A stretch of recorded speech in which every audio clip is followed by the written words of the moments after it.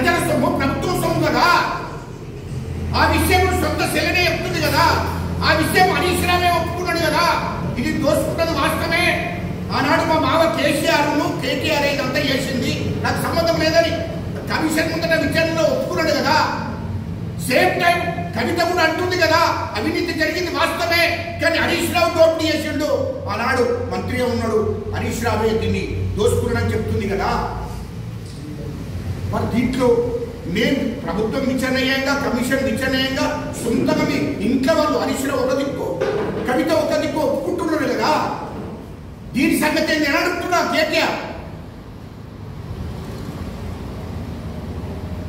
అంటే ఇవాళ విద్యుత్ అంటూ 80,000 కోట్లు విద్యుత్ కొనుగోలు అంట కేసీఆర్ ముఖ్యమంత్రి ఉన్నప్పుడు అసలైంది 40,000 కోట్లు, ఇంకా 40,000 కోట్లు మీరు దోపిడీ చేశారు. వాడేమంటాడు కేటీఆర్, ఇవాళ కారేసింగ్లో దాని మీద విచారణ జరుగుతుంది. ఆ లొట్టపిస్ కేసా. అరే నీకు అన్ని లొట్టపిస్ కేసులు అంటే ఏం ద్రవై నాకు అర్థం కాదే. మీరు మొత్తము కేసీఆర్ ముఖ్యమంత్రి ఉన్నప్పుడు అన్ని శాఖలలో అవినీతి చేశారు, దోపిడీ చేశారు. మళ్ళీ విచారణ చేపిస్తే లొట్టపిస్ కేసా అంటున్నారు. లొట్టపిస్ కేసేనయ్యా, ఆగు, ఎందుకు తొందరపడుతున్నావు? విచారణ జరుగుతుంది, జైలుకు పోతారు శాశ్వతంగా, ఎందుకు తొందరపడుతున్నావు కేటీఆర్? తొందరపడకు. లొట్టపిస్ కేసా, అది లొట్టపిస్ కేసో ఏం కేసో అంటే ప్రభుత్వం విచారణ చేస్తే నీకు లొట్టపిస్ కేసు అనిపిస్తుందా? తమాషా కింద వేస్తున్నావు ఏంటి? లేకుంటే ముఖ్యమంత్రిని ఇష్టం వచ్చినట్టు మాట్లాడుతావు, లేకుంటే మా కాంగ్రెస్ ప్రభుత్వాన్ని మాట్లాడుతావు, ఏం తమాషా చేస్తున్నావా? ఇవాళ హరీష్ రావు గారే క్లారిటీ చెప్పాడు, కవిత మొత్తం భాగవతం అంతా చెప్పాడు మీరు ఎంత దోపిడీ చేసిండ్రు. కవితను ఓపెన్ గా మీడియా ముందట చెప్తుంది కదా. ఇంకా దీనికన్నా సాక్ష్యం ఏం కావాలి? సొంత కేసీఆర్ బిడ్డనే చెప్తుంది కదా. ఇవాళ సిరిసిల్ల నేరల ఇష్యూ ఎట్లా జరిగింది కవితనే చెప్తుంది కదా. దళితులను 5 దళితులను పనికి రాకుండా తాటికి ఉపయోగించి కొట్టి వాళ్ళు కుటుంబం 5 కుటుంబాలు ఇవాళ పనికి రాకుండా చేశారు, వాళ్ళను పని చేసుకోకుండా చేశారు, అలా జీవితం నాశనం అయిపోయినాయి. కవితనే చెప్తుంది కదా. మేము అంతకుముందు నేరల ఇష్యూలో నేను దాన్ని భుజా స్కంధం మీద వేసుకొని ఉద్యమం చేశాను, దాన్ని ఢిల్లీ దగ్గర తీసుకెళ్లాను.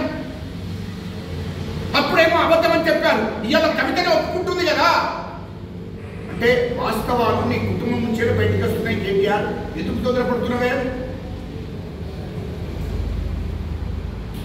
మీకు ఎక్కడి నుండి వచ్చినాయి ఆస్తులన్నీ? ఎక్కడి నుండి వచ్చినాయి? హైదరాబాద్లో 5 అంతస్తులు అండర్ గ్రౌండ్ నుంచే లేపారు, 500 కోట్లతో కట్టావు. ఎక్కడి నుండి వచ్చింది ఇల్లు? కేటీఆర్ మీకు ఫామ్ హౌస్ ఎక్కడి నుండి వచ్చింది? 100 ఎకరాల. నేను అడుగుతున్నా చెప్పు. హరీష్ రావుకు అంతకుముందు ఇల్లు లేదు, కేటీఆర్కి ఇల్లు లేదు. బంజారా హిల్స్ లో ఒకటే ఇల్లు, రోడ్ నెంబర్ 12 కేసీఆర్.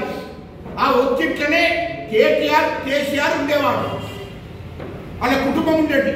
కానీ వాళ్ళు ఏమైంది? కేటీఆర్ 500 కోట్లతో ఇల్లు కట్టాడు, 5 అంతస్తులు. ఇవాళ హరీష్ రావు అక్కడ ఇల్లు కట్టాడు. హరీష్ రావు ఫామ్ హౌస్ 100 కోట్లతో. కవిత 200 కోట్లతో బంజారా హిల్స్ లో 200 కోట్లతో ఇల్లు కట్టారు, పక్కకుండా ఆఫీస్ కట్టారు. ఇక్కడ నుండి వచ్చినాయి కానీ కేసీఆర్ కూడా 60 ఎకరాల్లో ఫామ్ హౌస్, 60 ఎకరాల్లో ఫామ్ హౌస్ పెట్టుకున్నాడు, అక్కడ వ్యవసాయం నడిపిస్తున్నాడని చెప్పాడు. ఇవాళ 600 ఎకరాలు ఆ ఫామ్ హౌస్ దగ్గర. ఇక్కడ నుండి వచ్చింది ఇదంతా? హరీష్ రావు మరి 100 ఎకరాల్లో ఫామ్ హౌస్ కట్టుకున్నాం, ఎక్కడ నుండి వచ్చింది ఇదంతా? ఇవాళ 100 కోట్లతో ఇల్లు కొన్నావు, ఎక్కడ నుండి వచ్చింది హైదరాబాద్లో? ఇవన్నీ ఎక్కడి? మీకు కేసీఆర్ ఫామ్ హౌస్ 60 ఎకరాల నుంచి 600 ఎకరాలకు పోయింది. కేటీఆర్ ఫామ్ హౌస్, కేటీఆర్కి ఇల్లు, హరీష్ రావుకి ఇల్లు, ఫామ్ హౌసులు, కవితకి ఇల్లు, ఫామ్ హౌసులు, సంతోష్ రావుకి ఇల్లు, ఫామ్ హౌసులు. ఇక్కడ కూడా వచ్చింది ఇవన్నీ. అమెరికాలో పెట్టుబడి అమెరికాలో పెట్టుబడులు ఎక్కడి నుండి వచ్చినాయి అంటున్నా.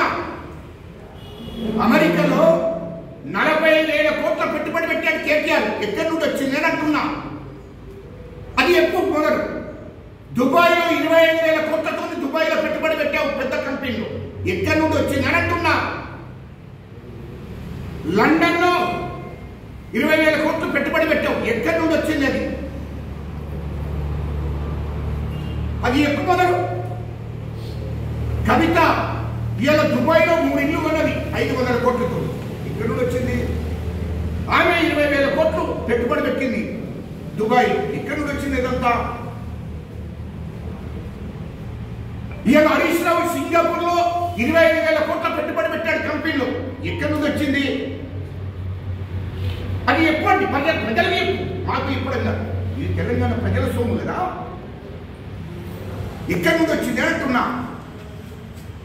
ఇవాళ హరీష్ రావు సింగపూర్లో 25,000 కోట్లు పెట్టి అక్కడ వ్యాపారం చేస్తున్నాడు. ఇవాళ లండన్లో వ్యాపారం చేస్తున్నాడు హరీష్ రావు. కేటీఆర్ అమెరికాలో, దుబాయ్లో, లండన్లో వ్యాపారాలు చేస్తున్నాడు. కవిత దుబాయ్లో వ్యాపారం చేస్తుంది. ఇన్ని వేల కోట్లు మీకు ఎక్కడి నుండి వచ్చినాయని నేను అడుగుతున్నా. ఇవాళ కవిత పంచాయతీ ఇదంతా పంపకాల దగ్గర వచ్చింది. కేసీఆర్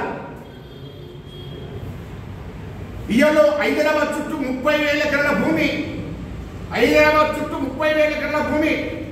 మీడియా మిత్రులారా గుర్తుపెట్టుకోండి, హైదరాబాద్ చుట్టూ 30,000 ఎకరాల భూమి నిజాం వంశస్థులకు సంబంధించిన భూమి. దానికోసమే ధరలు తీసుకొచ్చాడు కేసీఆర్ ఆనాడు ముఖ్యమంత్రిగా. ఆ 30,000 ఎకరాల భూమి ఎవరిదే?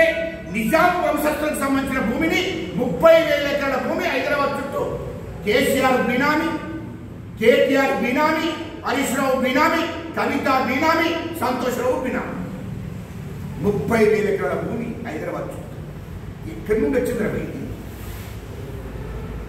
దానికోసం ధర్ని తీసుకొచ్చి దానిలో రికార్డు ఎక్కించుకొని మీ బినామీ పేర్ల మీద పెట్టుకున్నది వాస్తవం కాదా? ఇంత దోపిడీ చేయంగా మళ్ళీ మీరు మా కాంగ్రెస్ ప్రభుత్వాన్ని, మా ముఖ్యమంత్రి రేవంత్ రెడ్డి గారిని మాట్లాడే హక్కు మీకు ఎక్కడిదా?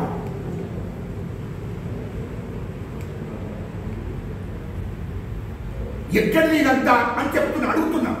ఇంకా వల్ల నీకు తెలంగాణ ప్రజలు మభ్యపెట్టడం కోసం ప్రయత్నం చేస్తున్నారు. మా ముఖ్యమంత్రి గారు 18 గంటలు పనిచేస్తున్నాడు. కేటీఆర్ మా ముఖ్యమంత్రి నీతి నిజాయితీగా 18 గంటలు పనిచేస్తున్నాడు. మా మంత్రులు 18 గంటలు పనిచేస్తున్నారు తెలంగాణ ప్రజల కోసం. తెలంగాణ ప్రజలకు హామీలు ఇచ్చారు. హామీలను నెరవేర్చడం కోసం ఈ తెలంగాణ రాష్ట్రాన్ని మీరు దోపిడీ చేశారు. ఇవాళ అన్ని రకాలుగా తెలంగాణ రాష్ట్రాన్ని ముందుకు తీసుకుపోవాలి, నిధులను సమీకరించుకుంటూ స్కీములను అమలు చేసుకుంటూ మా ముఖ్యమంత్రి గారు ముందుకు పోతున్నాడు.